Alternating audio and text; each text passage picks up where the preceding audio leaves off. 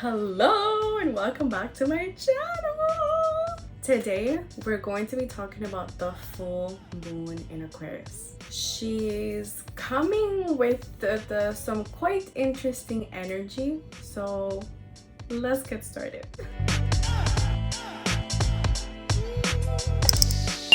This full moon is going to be happening on August 11th at around 9:40 something p.m. Eastern time.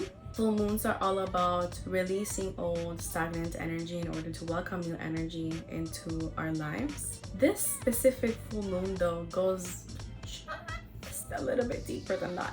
Because it's happening in the sign of Aquarius, it's asking us for some sort of change. And although full moons are felt on an individual level, this specific full moon, I'm getting the feeling that it's a lot more of a collective energy. This is about the whole community changing, the whole community working together towards a common goal. We have two very important aspects that really do influence the energy of today. One of them being our moon conjunct Saturn, which is, as I like to say, the big daddy of our sky. And then the second aspect is the moon square, meaning 190 degrees away from Uranus, which is the planet of like change and innovation, and it's also the planet that rules Aquarius. So this day is like extra Aquarian energy. Because we have moon conjunct Saturn, which gives us the sense of wanting to have a very practical approach to our emotions, holding hands essentially with the energy of moon square Uranus, which is nothing like that. I would honestly say even the opposite. It's more so just throwing yourself at situations and jump-starting these changes and doing radical changes in order to improve the betterment of all. Like that is Aquarius, it's the betterment of all. It's all about community. So this day we might have a tendency to turn towards radical changes, when in reality we should be very careful as to not let our emotions get the best of us. Our emotions are our compass, they're not our enemies. So the energy of this day on a collective level is about using our emotions collectively to guide us to a place where the community can thrive, where the community can implement some sort of change to thrive as best as it possibly can. On an individual level, this day kind of has a lot of existential energy to it. Like you might be asking yourself a lot of existential questions. So I would recommend you do probably a lot of journaling this day, just to kind of get all of your thoughts, all of your ideas out of your head into a piece of paper, just out of your body, to better analyze them. Because I see everyone honestly thinking a lot, just a lot of clutter in the mind.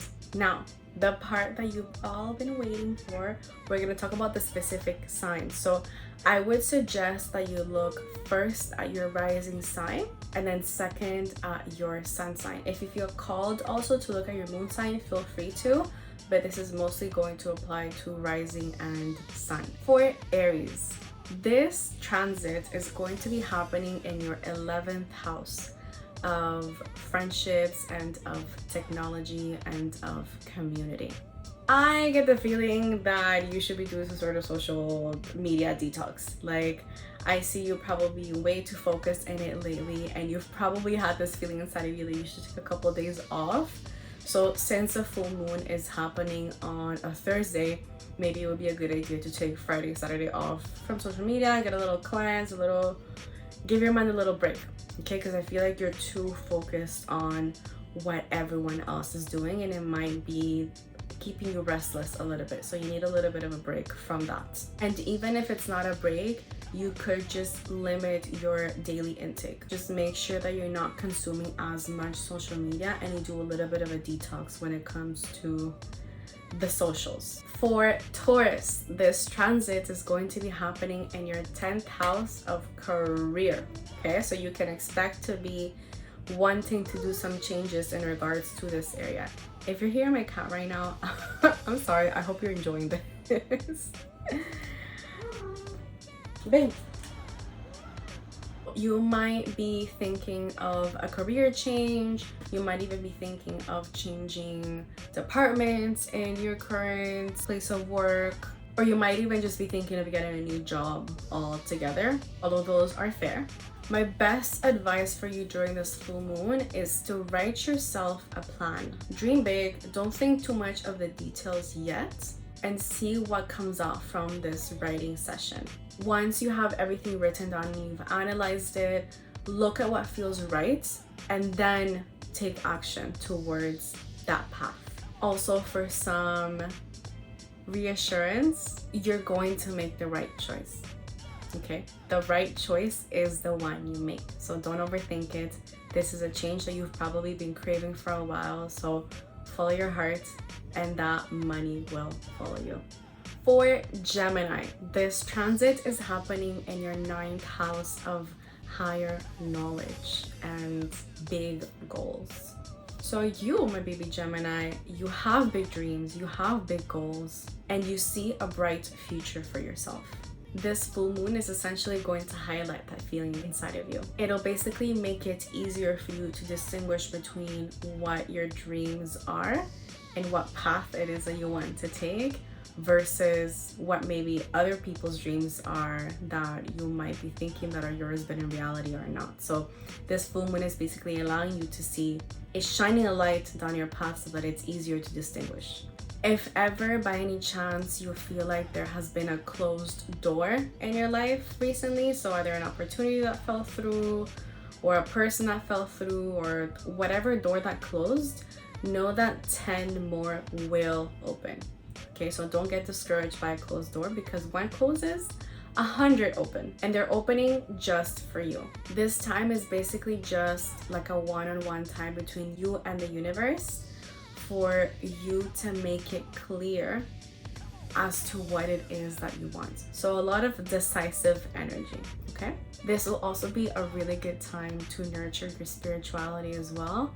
So it's going to be amazing for you to meditate the night of the full moon, meditate a few days before, a few days after, whatever it is that you need to nurture that side of yourself, do so. Connect with your spirituality, connect with your intuition. For Cancer, this full moon is going to be an energy of total, complete transformation, makeover, all of it. It is going to be happening in your 8th house of transformation. Know that change can be uncomfortable, but you cannot grow inside of your comfort zone. You've probably been feeling this urge to purge this very stagnant, almost like sticky energy from inside of you, and this full moon is going to help you cleanse that from yourself. And this is a crazy visual that I got too, but I feel like cold showers might be really beneficial for you. So the reason why I thought of it is because with the theme of, feeling uncomfortable, a cold shower, like an ice bath, is uncomfortable, but the benefits outweigh the very temporary feeling of uncomfort. If you're into that, maybe do a really cold shower or an ice bath and kind of connect with your body. Let the water cleanse you, essentially, of this energy that you're wanting to cleanse from your body. For Leo, this is going to be happening in your 7th house of relationships. If you're in a situationship by any chance of the world and you've been dreading this conversation of what are we, you could probably expect to have this conversation around the full moon. I just need you to remember that you are worthy of all the love in the world. And if a pickled cucumber isn't giving it to you, I'm sorry, but he can go on a sandwich. Now this is something juicy, because if you're open to it, I do see someone new coming into your life. Probably very soon, most probably before the year ends, but you have to be open in order to receive this new person. And being open to it means saying ciao, goodbye to these old things from your life, okay? So take that with a grain of salt, but I do see that coming for you if you're ready for it. For Virgo, this full moon is going to be happening in your 6th house of health and routine. So expect to be making some necessary changes in this area of your life. This could be implementing new healthy routines into your life. For example, going to sleep at the same time, waking up at the same time, having a morning routine, having an evening routine, something to nurture yourself. Now would be a great time also to look at your eating habits and making sure that you're nourishing your body as it needs to be nourished. So maybe this is a good time to, drink a green juice and then eat your protein and have a healthy, balanced meal. Just make sure that you're creating sustainable routines for you for the long term. For Libra, this is going to be happening in your 5th house of friendships. So you can expect some sort of changes happening in this area of your life. This could be you having some serious conversations with your friends. On the extreme, it could be about you questioning the integrity of some friendships as well. And just overall, this full moon is basically giving you the time and space for you to ask yourself some very healthy questions when it comes to the people that you're surrounding yourself with. It's really cheesy when they say it, but it is true how you are a combination of your closest 5 friends. So it's good to ask yourself, do you like this combination? Do you want some changes to this combination? Take it with a grain of salt, but do expect some changes when it comes to your friendships around this full moon. For Scorpio, this is happening in your 4th house of home. So you could probably expect some changes in regards to your home life. This could be as simple as like reorganizing your bedroom or your living room to better suit the feeling or vibe that you're going with. But it could also be you having very important conversations with the people that you live with about boundaries or about expectations that you have of each other, like some serious conversations when it comes to your home. Also, because it is a lunar energy, meaning a feminine energy, you could probably expect to have some very heart-to-heart conversations with motherly figures in your life. For Sagittarius, this full moon is happening in your 3rd house of communication. For you specifically, and you're the only one out of all the signs that I see you doing so many things. Like this day is basically you're going full admin mode. You're finally answering that email that you've been procrastinating to answer for the past 2 weeks. You're finally booking that hair appointment. You're finally vacuuming that one corner of the house that you always forget about. Today is all about full admin mode, getting shit done.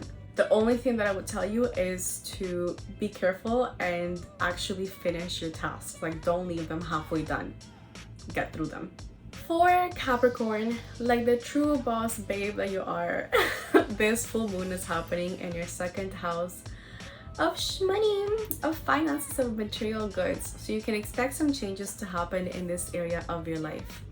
This could be you creating a new budget, revising your budget, or sitting down looking at your finances and seeing where you're at this point of the month or the year. This day would also be a really good day for you to brainstorm new ideas, if ever that's what you're looking to do, as to how you can attract more financial abundance into your life. Not to take action towards them, but to simply brainstorm and then write your heart out. Write all those dollar signs. For Aquarius, this is happening in your 1st house. Aquarius are actually going to be the sign that feels the energy of the full moon the most because it's happening in your sign. So you can probably expect a lot of existential questions to come through your mind around this full moon time. There might be some changes that need to be made in regards to a general approach to life. Take this time to reflect and see if you like the lens through which you are seeing your life through which you are creating your reality from. It's a little bit on the pessimistic side. How can we change it or adjust it so that it can be at least neutral or even positive? But you can expect a lot of changes in regards to your approach to life. And last but not least, Pisces, this is happening in your 12th house of the hidden worlds, or I like to call it the dream world. I think this full moon you should rest. You should take it easy. Whenever the full moon goes through someone's 12th house, which I like to consider the dream world, I usually see it as like an astrological NyQuil just like knocking you out. So naturally you're going to feel very sleepy on this day, probably a day before, a day after as well. So it will be a good time for you to just rest your body, take it easy, try not to do too many activities, and just relax. Since it is happening in your 12th house, I also see you probably having very crazy, very vivid dreams during this time. I would say keep a little journal next to you so that whenever you wake up in the middle of the night after having a crazy dream, you write it down so that when you wake up the next morning, you get to try and understand what this dream is trying to bring you, because the dreams that you're having lately are not for nothing. They're probably just cryptic messages that the universe is trying to send you through the dream world. Probably a lot of answers in those dreams of yours that you're having. Overall, the energy of this day is that of very rapid, very sudden, radical changes. Try and take everything with a grain of salt. Try not to throw yourself into a situation that you think you might not be prepared for, and just ease through the day as best as you can. Thank you so much for watching. Let me know in the comments down below what you're going to be doing during this full moon. I personally, I'm just going to sleep. I'm gonna try and take it as easy peasy as I can and just ease through the day. I hope that this video brought you some really powerful insights and that you have a beautiful full moon yourself.